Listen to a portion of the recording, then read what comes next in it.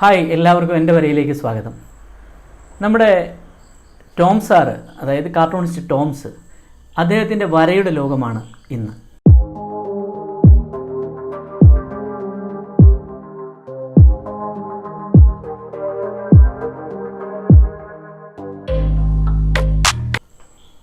Cartoonist Tom സാറിൻ്റെ ഏറ്റവും പ്രശസ്തമായ കാർട്ടൂൺ പങ്ക്തി ഏതെന്ന് ചോദിച്ചാൽ നിങ്ങൾക്ക് ഏവർക്കും അറിയാം, അത് ബോബനും മോളി അല്ലാതെ മറ്റൊന്നുമല്ല.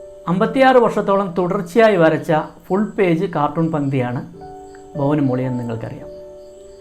ഒരു ഫുൾ പേജ് കാർട്ടൂൺ പങ്ക്തി വരയ്ക്കുക എന്ന് പറഞ്ഞാൽ അത്ര നിസ്സാരമായ ഒരു കാര്യമല്ല. 1-2 എണ്ണം വരയ്ക്കാം. എന്നാൽ 56 വർഷം തുടർച്ചയായി ഇത് വരയ്ക്കുമ്പോൾ സ്വാഭാവികമായിട്ടും ഇതിൻ്റെ ആദ്യ ലക്കവും പിന്നീട് വരുന്ന ലക്കങ്ങളും തമ്മിൽ വരയുടെ കാര്യത്തിൽ ഈ കാലം കൊണ്ട് മാറ്റങ്ങളുണ്ടാകും. അത് സ്വാഭാവികമായിട്ടും ടോം സാറിൻ്റെ വരയുടെ കാര്യത്തിൽ സംഭവിച്ചിട്ടുണ്ട്. ആദ്യം വരച്ചുകൊണ്ടിരുന്ന രീതിയിലല്ല അദ്ദേഹം കുറച്ച് നാളുകൾക്ക് ശേഷം പിന്നീട് വരച്ചു തുടങ്ങിയത്. കുറച്ച് കഴിഞ്ഞപ്പോൾ ആ വരയുടെ താളം കുറേയും കൂടെ ഒന്ന് നന്നായി.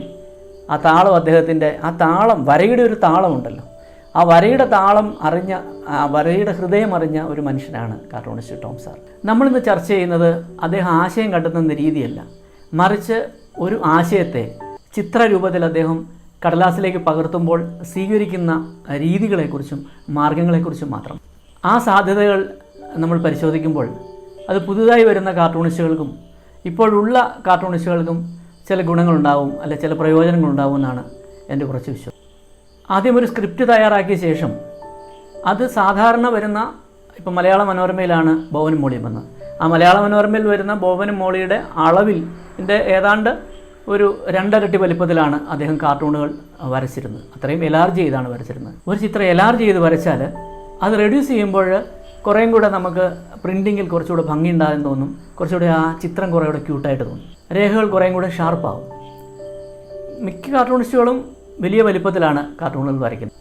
അദ്ദേഹത്തിൻ്റെ ആദ്യകാല രചനകൾ, ബോബനും മോളിയെ ആദ്യം വരച്ചതും പിന്നീട് വർഷങ്ങളോളം വരച്ച ശേഷം അദ്ദേഹത്തിന് ആ വരയിൽ ബോബനും മോളിയുടെ രൂപത്തിൽ തന്നെ വലിയ മാറ്റം ഉണ്ടായി. അത് ആദ്യമൊക്കെ മെലിഞ്ഞ് കൊല്ലുന്നതിനെയുള്ള കുട്ടികളായിരുന്നു. കുറച്ച് കഴിഞ്ഞപ്പോൾ ഈ കുട്ടികളുടെ വലിപ്പം കുറച്ചുകൂടെ ഒന്ന് ക്യൂട്ടായി, കുറച്ചുകൂടെ രസകരമായിട്ട് ആ രൂപം നമുക്ക് അനുഭവപ്പെട്ടത്. അത് തീർച്ചയായും അദ്ദേഹത്തിൻ്റെ ഒരു ശൈലിയുടെ പ്രത്യേകതയാണെന്ന് ഞാൻ പറയും. കാരണം ഒരു മെക്കാനിക്കൽ ഡ്രോയിങ് അല്ല ടോം സാറിൻ്റെത്. അദ്ദേഹം വരയ്ക്കുന്ന ഒരു താളം, ഈ പേന ഉപയോഗിക്കുന്നൊരു താളം, അദ്ദേഹം വരയ്ക്കാൻ ഉപയോഗിക്കുന്നത് സാധാരണ സ്കെച്ച് പെന്നാണ്. ഈ സാധാരണ സ്കെച്ച് പെൻ ഉപയോഗിച്ച് അദ്ദേഹം വളരെ വേഗത്തിൽ ഈ പെൻസിൽ സ്കെച്ചിന് മുകളിലേക്ക് ഈ ഇങ്കിടുമ്പോൾ ഈ ലൈൻസ് തീർച്ചയായിട്ടും ഒരു ബ്രഷ് സ്ട്രോക്ക് പോലെ ഫീൽ ചെയ്യും. അതിന് അസാധ്യമായ ഒരു വൈഭവമുണ്ട്. ഒരു തിക്ക് ആൻഡ് തിന്ന് സ്വഭാവത്തിലാണ് അദ്ദേഹം ഇല്ലസ്ട്രേഷൻ വരയ്ക്കുന്നത്. അദ്ദേഹം ഇല്ലസ്ട്രേഷൻ വരയ്ക്കുന്ന വളരെ കൗതുകത്തോടെ നോക്കുന്നുണ്ട്. ഒരു സൈഡിലേക്ക് ഇങ്ങനെ വരച്ചു കഴിഞ്ഞാൽ അതിനൊരു താളമുണ്ട്, അടുത്ത സൈഡിലേക്ക് വീണ്ടും അടുത്ത ഭാഗത്തേക്ക് അദ്ദേഹം വരയ്ക്കുമ്പോൾ ആ തിക്ക് ആൻഡ് തിൻ സ്വഭാവം കൃത്യമായിട്ട് അദ്ദേഹത്തിൻ്റെ വിരലുകളിൽ അത് ഇങ്ങനെ ഓടുന്നത് കാണാം. സാധാരണ 8 കോളത്തിലാണ് ഒരു ബോബനും മോളിയും വരയ്ക്കുന്നത്.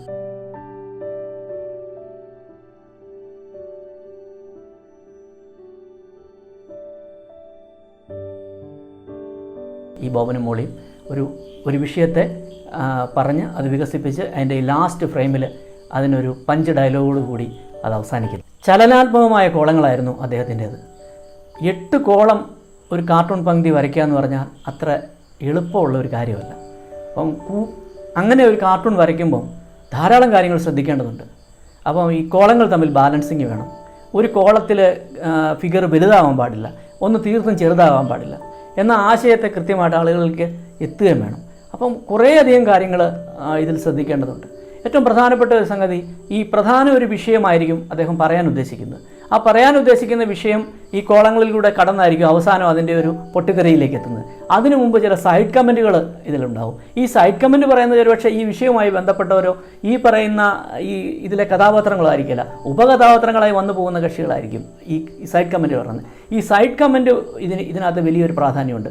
എന്നാൽ ഈ സൈഡ് കമൻറ്റ് പ്രധാന വിഷയത്തെ ബാധിക്കാതിരിക്കാൻ ഇത് തമ്മിൽ നല്ലൊരു ചേർച്ച ഉണ്ടായിരിക്കും. എന്നാൽ ഈ പറയുന്ന കാര്യങ്ങൾ തീർച്ചയായിട്ടും മറ്റുള്ളവർക്ക്, വായനക്കാർക്ക് അലോസരം ഉണ്ടാക്കാത്ത രീതിയിലായിരിക്കും ഈ സൈഡ് കമൻറ്റ് ചെയ്യുന്നത്. അപ്പോൾ കോളങ്ങളുടെ പേഴ്സ്പെക്റ്റീവിന് അദ്ദേഹം വളരെ പ്രാധാന്യം കൊടുത്തിരുന്നു.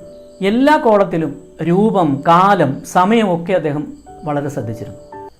സാധാരണ നിലയ്ക്ക് പലരും ശ്രദ്ധിക്കാത്ത കാര്യമാണ് ഈ കാലത്തെക്കുറിച്ച്. കാലം അദ്ദേഹത്തിൻ്റെ കാർട്ടൂണുകളിൽ പ്രധാനമാണ്, പ്രത്യേകിച്ച് പ്രളയകാലം. കുട്ടനാട്ടിലെ ജനിച്ചു വളർന്ന ടോം സാറിന് കുട്ടനാട്ടിലെ പ്രളയത്തെക്കുറിച്ച് ആർക്കും പറഞ്ഞു കൊടുക്കേണ്ട കാര്യമില്ല. ഈ പ്രളയം അദ്ദേഹം വരയ്ക്കുമ്പോൾ അത് വരയ്ക്കുന്ന ചെറിയ 1-2 ലൈനുകൾ കൊണ്ടാണ് ഈ സ്ട്രോക്കുകൾ വരുന്നത്. ഈ പ്രളയം വരയ്ക്കുന്ന സമയത്ത് ഈ ജലം ഒഴുകിയിട്ട് അതിൻ്റെ മുകളിൽ ഈ നിൽക്കുന്ന ഈ തെങ്ങിൻ്റെ കൂനയൊക്കെ കാണും, തെങ്ങിൻ്റെ മണ്ടയെ കാണുള്ളൂ, തെങ്ങിൻ്റെ മണ്ട കാണും. ആ സമയത്ത് അതിലൂടെ ഒഴുകി നടക്കുന്ന ചില പാത്രങ്ങളുമൊക്കെ അദ്ദേഹം വരയ്ക്കും. ഇത് കാണുമ്പോൾ നമുക്ക് എത്രയോ വലിയ ആഴമുള്ള ഒരു സ്ഥലമാണിതെന്ന് നമുക്ക് ഫീൽ ചെയ്യും. ഇത്രയും വലിയ പ്രളയമാണല്ലോ ഉണ്ടായെന്ന് ചെയ്യും. മേൽക്കൂലയിരിക്കുന്ന പട്ടി.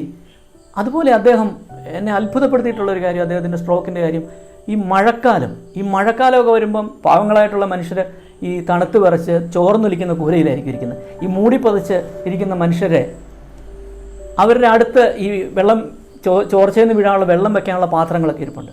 ഈ പാത്രത്തിലേക്ക് തുള്ളി വെള്ളം വീഴുന്ന ആ ചിത്രം അദ്ദേഹം വരച്ചു വെച്ച് കഴിയുമ്പം ഈ ഇരിക്കുന്ന മനുഷ്യൻ തണുത്ത് വിറങ്ങരിച്ചിരിക്കുന്ന ആ മനുഷ്യൻ്റെ ഒരു തണുപ്പ് ഈ വായനക്കാരിലേക്ക് അരിച്ചെത്തും.